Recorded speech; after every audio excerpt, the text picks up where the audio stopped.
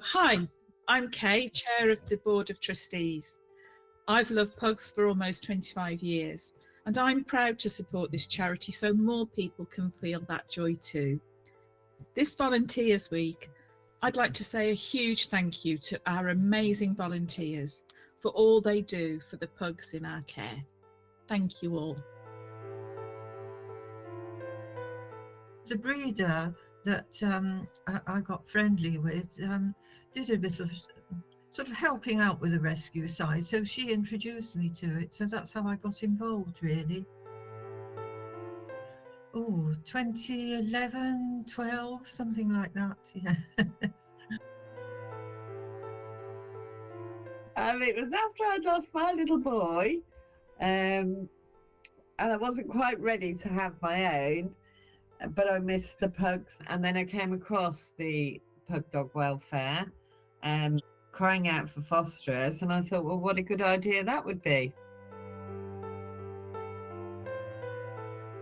What we got up there, 13 now that I've fostered or rescued. So they've all settled in very, very well.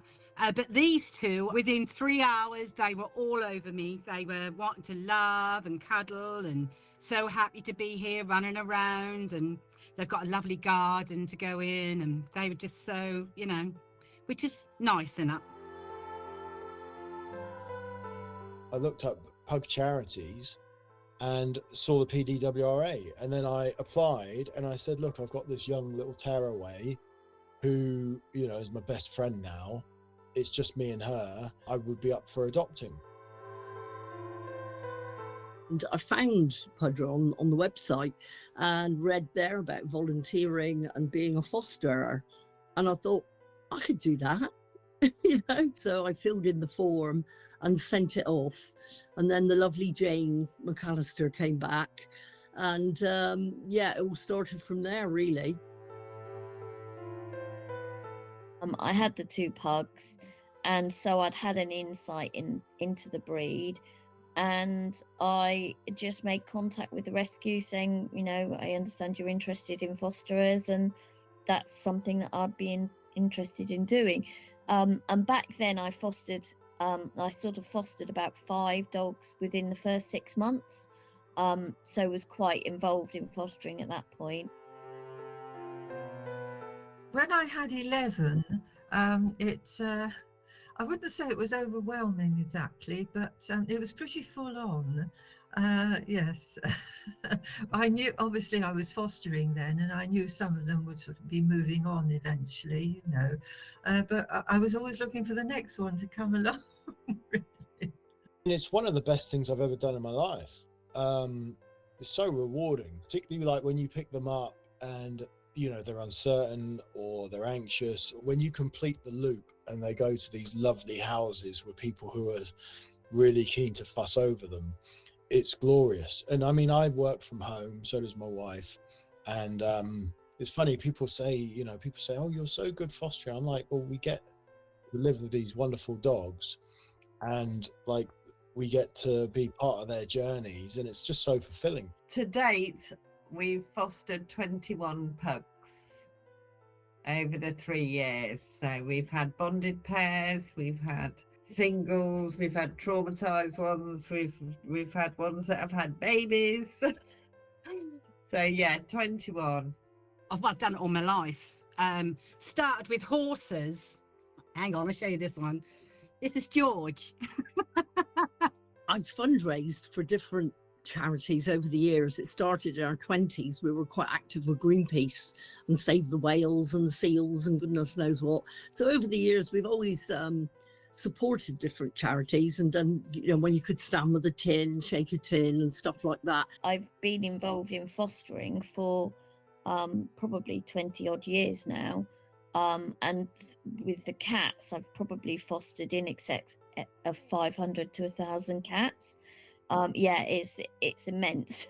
That's probably one of the hardest jobs, particularly if you're the first port of call from the handover, because obviously a lot of these people who submit their dogs are very emotional. Like sometimes they're doing it for the greater good. and they're doing it because they can't do it and can no longer look after the dogs. But they are very emotional with it. And so sometimes, I have taken a dog on who is, relatively young, a year or two old, and therefore they've sort of had them from birth. But I have also picked up someone who's, I think one of the ones last year was someone who'd had their dog all the way through from a puppy who was now 9 years old or 10 years old. And, they obviously were broken. I suppose it's developed over the years, really, because when I first started to get involved as a VAC, I wouldn't take the call logs because I was afraid I would get so upset by some of the stories about people surrendering their pugs. And it is quite heartbreaking, really. I mean, when you look at it from their side, they're giving in their pug and it's just disappearing into a black hole as far as they're concerned, So I was always conscious of the fact that, it's one of the most dreadful steps they could take in their life, So it's only really sort of 2 years in that I gradually got into taking the call log. Yeah, she is the one that sticks out because it was like, surprise, and when you've got to make a makeshift whelping box out of a drawer from a double bed, until you can get your partner to rush into work and make one for you. Bless her. Yes, that was a surprise, but it was lovely. It was lovely. I think the charity likes us to foster because, one is I think we're dubbed the New Forest Fat Camp because we go out on, lengthy walks every day with the dogs. And so we if a pug needs to drop a couple of kilos, they'll rotor us in. Just seeing them through from bringing them in, taking the call log, finding out a bit about them, finding the right foster carer for them, and just sort of seeing them being nurtured all the way through the process, any medical conditions taken care of, behavioural conditions, that sort of thing, addressed as best we can, and then just seeing them just ready to go on to their new home. And I've always fundraised for charities with my drawings. I mean, it's something I've always done.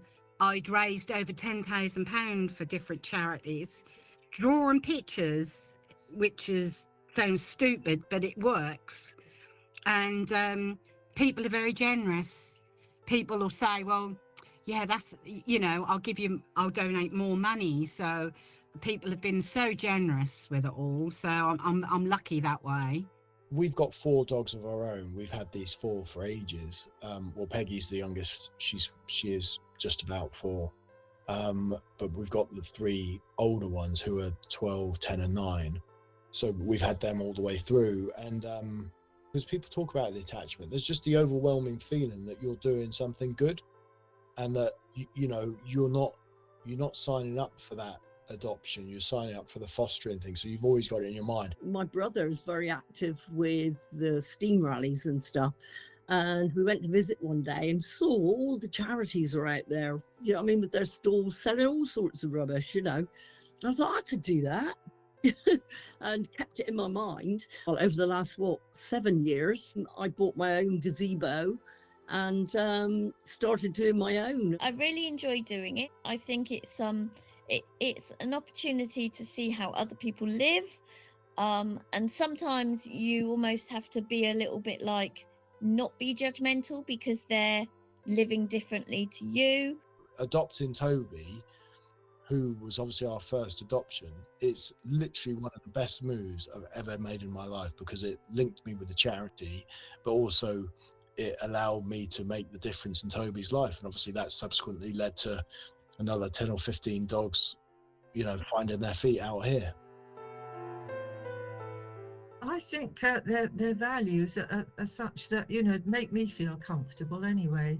I think they've got the right way about going about caring for animals. They're not just about, let's recycle them, bring them in, send them on, next one along sort of thing. It's about welfare as well. You just can't fault them. The passion for the welfare of the dogs,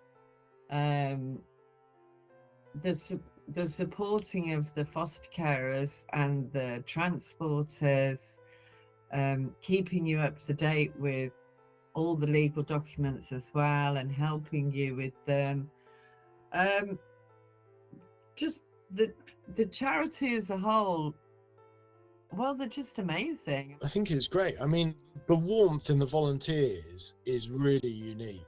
And you know, the passion for the dogs. You'll get photo, like Jackie will send me a photo and go, who's this? You know, and I know it's one that I've had, and I know it straight away, and I just think, oh, that's really lovely. Jackie's had that and she's thought of me. Oh, It's the way it's set up and how they manage the dogs, you know, like I said before, from being from the minute they're surrendered all the way through, you know what I mean, until they're rehomed, they're done, that, you know what I mean, they look after them really well. It's very professional and very reassuring, and I love being part of that.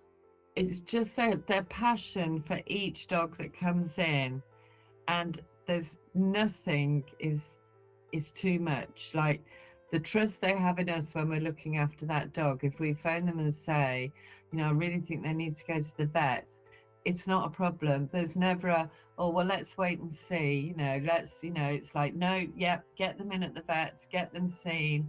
That's amazing, because it's the animal's welfare is paramount. That's top for them, and it's so nice to see. we're not always bringing them in. Surrenderers or would-be surrenderers call us, and instead of making that decision to surrender, they listen to the advice, and they think, oh, perhaps I can cope, perhaps I can manage, you know, and they look at caring for the pug in a different way. And you know, luckily, you know, they do decide to keep the pug. So it's a happy ending as far as we're concerned. We don't always get them in and move them on. You know, they stay where they are and they live happy lives with their family. I'm thinking sometimes, oh yeah, it's my turn to do a home check. Like, I'm going to put my hand up. Next thing you know, I've looked at my phone and missed it. And, you know, there's been 5 people volunteering for a home check like that day. And I'm like, wow, that was quick. And Jackie was so good, like virtually every night. Poor woman, I was messaging about something, or, you know, some worry about this or some worry about that. And she, you know, she was there all the way for me, as I'm sure she is with all the other fosterers. So she was an absolute godsend. And I just knew that if anybody was adopting from the rescue and they had her as their kind of mentor guide, then they would be okay.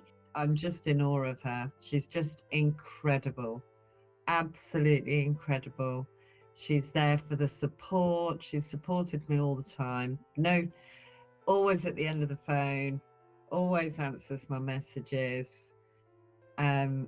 Just the support from her is incredible. How she can keep up with everything that she's got in foster placement and who's doing what and everything, and be on the WhatsApp group. Just amazing, absolutely amazing. Her dedication, her patience for these pugs and the welfare of them is just incredible. I'm just in awe of her because she's just amazing. The charity's amazing, but Jackie, because Jackie's the one that I work closely with. Yes. I've slowed down a bit now. How much respect everybody's got for her, and how much respect she's got for us as well. You know, it's just brilliant, just amazing. Yeah.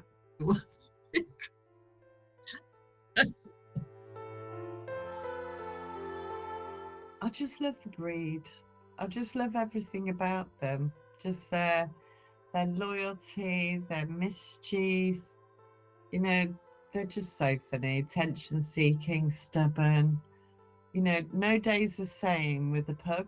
I don't know, really. I've always been vaguely interested in 18th century history, and of course pugs featured quite a lot as family pets then.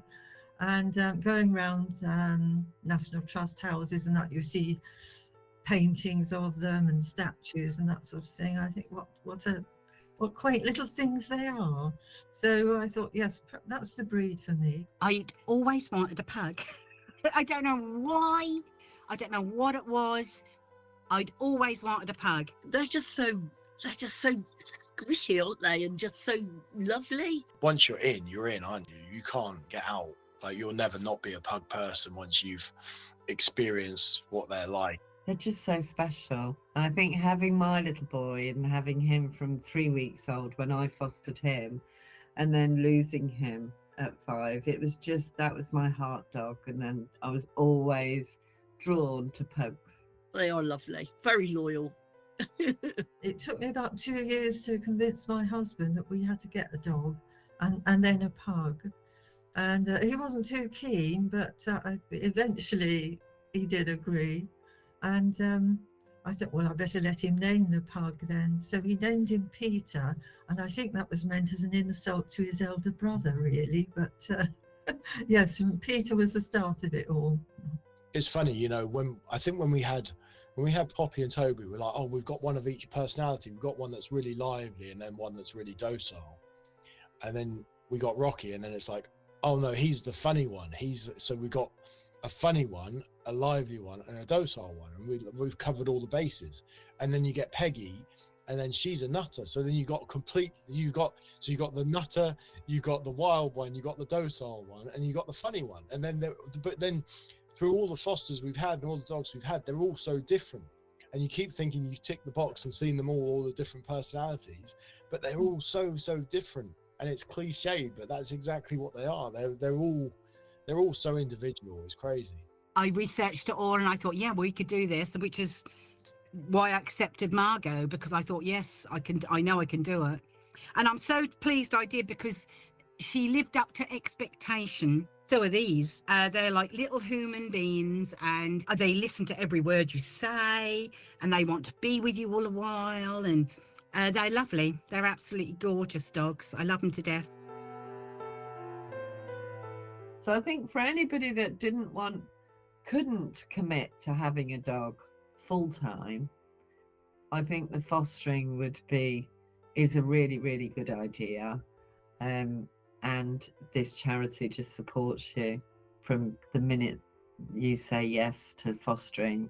They just support you all the way. From my experience, I think if you give something, you actually get so much back, because it's not, you're not just giving, because I mean, people think you give something away. You do, but the joy you receive in replace of it is amazing. It is. It's incredible. And to spare, well, not all your life, but moments of your time for something else, whatever it is, in some form of volunteer form, I think it's an amazing thing to do. I think it gives you a different purpose in life. It gives you, I feel quite guilty because I receive more than I give. I do. My heart is full. I receive more than I give. So yes, I can definitely recommend volunteering. I think if you love animals and you're thinking of having a dog, the greatest gift is to give something back. Give something back to support the ones that haven't got the good care that your dog might have had. You know, it's different, and not all of them will get the care that you give your animal, and giving something back rescues those little mites, really. And that's why I do it. You know, I hate to say it, but it's almost for entirely selfish reasons, in the sense of how it makes you feel. And it makes you feel good. It does make you feel like you're doing making a difference. And I've always wanted to do stuff for charity, but never felt a connection to a particular charity before. But now I realize what motivates people to do the things that they do, you know, whether it's running a marathon or running a 10K as we had the other day. And I realize why people are motivated to do it, because they want to help. So I feel like there's that side of things, but also, you know, the fact that you are not just making a difference, but you can even like one bit of stuff, whether it's paperwork on a home check, a leg on a transport thing, a transport job, or you're fostering or adopting, you are helping change the course of one dog's life for the better, and you can't put a price on that.